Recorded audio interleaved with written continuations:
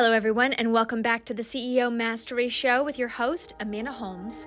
Of this week's episode, my team and I were discussing organic traffic and how to get more views to our posts on social media. And that's when I remembered an interview that I had done for Entrepreneur a couple years back with Sharon, Rector, CEO of First Media. This episode breaks down how she gets more shares. An average post on her Facebook page will get millions of views, tens of thousands of shares. Organically, she hasn't spent a dime on marketing. She's just gotten really good at using the algorithm and people's interest in sharing videos. And I'm sure all of you would like to have 1 million views to your product or service online. So I will hand it over to the expert here, and I think it'll start with Alan Taylor of Entrepreneur introducing this episode. So I know you will enjoy this, and make sure you write down the notes of the 5-part framework she uses for every post she does. Now, here's your host, Alan Taylor. Well, today I'm running along with the ultimate sales machine herself, the daughter of Chet Holmes, who wrote that book, The Ultimate Sales Machine. Her name is Amanda Holmes. And our guest right now is Sharon Rector. And Sharon Rector is the co-founder and president of First Media. First Media is a multi-platform content publisher dedicated to the do-it-all millennial woman. That's why we're going to have a do-it-all millennial woman do the interview.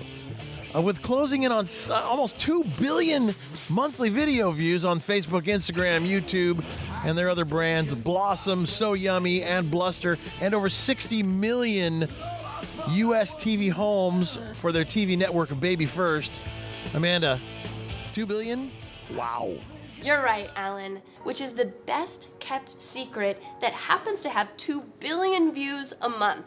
Can you believe it? Thank you so much for having me. Super excited to be here with you. Oh, well, can we start with just where did you begin? And how did that road go with having your husband as your partner in crime? Oh, so you're already stealing my thunder because we weren't married at the time. Oh? Yes. Guy Orney, my partner, and later my husband, and I started First Media. Started with Baby First. We wanted to launch the first ever cable network for mothers and babies. We didn't know how hard it would be. I don't know what we've done had we known, but we didn't know how hard it would be. We brought the cable network to 60 million homes. It's now available through, Baby First is available through every cable provider in the country, watched by 55% of US moms for an average of 110 minutes a day. Wow. And I'm telling you all that because nobody cares. Because as the world changed and cable networks in the cable industry changed, we changed with it. And when we tried to evaluate 2 years ago, what is the biggest asset that we at Baby First owned, we found that what we really had was trust. Millennial women and mothers trusted us to provide them information and content in things that were bigger than just their babies. It was about them. It was about being a woman. It was about things I could do to better my life. So we started creating content on social media. We realized that the social media space was booming. We started creating content on social media. So April of last year, First Media had 174,000 fans. Today, we have north of 63 million. Wow. Wait, and you also said that you didn't spend a dime doing this. Zero. I love that. Zero in marketing. We spent money on creating really good videos that people will love and share. But we spent no dollars on buying viewers, paying to be viewed to market our videos. Literally, we said, we are going to make excellent videos that people will stop, love, and share. And today, First Media, with its 3 brands, Blossom, So Yummy, and Blusher, has the highest share rate in the industry. We're number 1 in the world in views per post. So I think the strategy is working. Blossom is watched on average by 15 million views per post. So Yummy being the second in the world with 16 million views per post. 50 million views per post. And how often are you posting? So we post now within our 3 pages about once a day. But again, it's not about quantity. It's about creating videos that actually speak to our millennial women audience. That people will actually go, ooh, wow, that's cool. I'd want to share that. And when we face challenges on how to create those videos, we look at how can we create great content that actually gives you value, real value content. And what can we do to make you stop your feed and actually watch? And we have what we call the 3-second rule, which we need you to be engaged within 3 seconds of the video or else you're gone. And the biggest thing is when we create a video, we ask, why would you share that video? And if we can't answer that question, why are you specifically going to share that video? We throw it away. Because having videos that people don't share when what you do is count on organic views is really critical. This is amazing. So did you have a background in this? Were you at a film school? No, just vanity. A ton of vanity, thinking we could do whatever we wanted, being young, thinking we could do whatever we wanted, not understanding limitations of the market. So both Guy and I are actually ex-recovering lawyers. What? Yeah, we actually met when we were both heading strategic planning for ad agencies. We both were bidding for the Pepsi bid. I lost and wanted a date with the guy who won. So needed to understand why, and that's how our relationship formed. But no, we didn't come from the TV industry, and then we didn't come from the social media industry. What we did know is how to engage with people, and what we pride ourselves at First Media is that we listen to our audience. We've always listened. We listened with Baby first, and we listen with First Media. So the way I like to say it, you see me, I'm no Martha Stewart. Yeah. I'm far from perfection. And I embrace that. I'm a mother of 4. I run a business. I still want the perfect birthday party. I still want to host the most wonderful Thanksgiving dinner. Not doing it on my high heels. I'm not doing it with perfect hair. And I need hacks. So what First Media does throughout its 3 brands is we'll always give our millennial women a solution. We'll either save them money, save them time, give them a healthier option, or make them look good in front of their friends. Sharon, I have been sitting at the edge of my seat for days waiting for this, so I can't wait. And everybody listening as well, every entrepreneur wants to know, how do you make content go viral? Can you share with us some of your secrets? Yes, I can. I'm excited to do it. And we like to think of it as 6 steps. Every video has to go through 6 steps. So the first one is you should really know your audience. You don't create videos in the same way if you're trying to reach mothers or millennial women or cool guys or auto lovers. You have to create a video that you know your audience, you know what makes them tick, you know what's interesting to them and what they will share. So give you an example, in a video we did for Bed Bath & Beyond, which was 7 things you didn't know your slow cooker could do. This video generated 65 million views and was #1 most successful video in branded video on Facebook in 2017. Wow. Again, wow. It was fun. I can't say it wasn't fun. It was very fun. So what we did was we said, who's our audience? Our audience is in this video is a homemaker. Our audience is somebody who works in the kitchen but is looking for a hack. How do I make my life easier? And she didn't know she could do so many things with a slow cooker. So did you know you could make fondue with a slow cooker? Did you know you could bake cupcakes with a slow cooker? Did you know you can bake 100 hot dogs in a slow cooker? You didn't know all that. So that woman who is looking to host, and we did it, I believe, right before Super Bowl, got to see all these amazing things, and that's why they shared, and this video reached 65 million views. So the first thing is know your audience. The second thing is know your platform. Every platform behaves differently. So on Facebook, if you think about it, when do you use Facebook? You're sitting at the dentist, maybe you have some time to kill, maybe you're not even watching with sound because you don't want to disturb. 65% of people who watch Facebook videos watch them without sound. So when you're preparing a video for Facebook, you should look at it differently than when you're preparing a video for YouTube.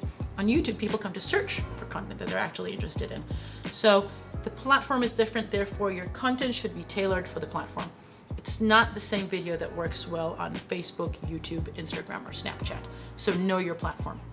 The third rule that we have is we ask ourselves, what is so great about our video that people will want to share it? Since we rely 100% on sharing, and proud to say that we have the highest share rate in the industry at First Media, we always say, what in this video is going to make you say, either I'm definitely going to do this, 95% chance you won't, but at the moment, You actually think you could do it. And that goes into even the ease of the video. So is it something that you can perceive that you could do? Even if eventually you won't do it, at the moment, do you think it is so cool that either your friends would want to know about it or you would do it and therefore it reflects on you? Because when you think of all the engagement possible on Facebook, liking something is easy. Commenting is a little more work. Share is literally putting yourself behind it and telling all your friends, I believe in this. How humiliating if you did wrong, right? So a video really needs to be great for people to share. The fourth thing is, how do you get people to stop? Because you get a ton of things on your feed and you scroll down. What will make you stop? Our rule is it has to be interesting in the first 3 seconds. If it's not interesting in the first 3 seconds, we have lost you.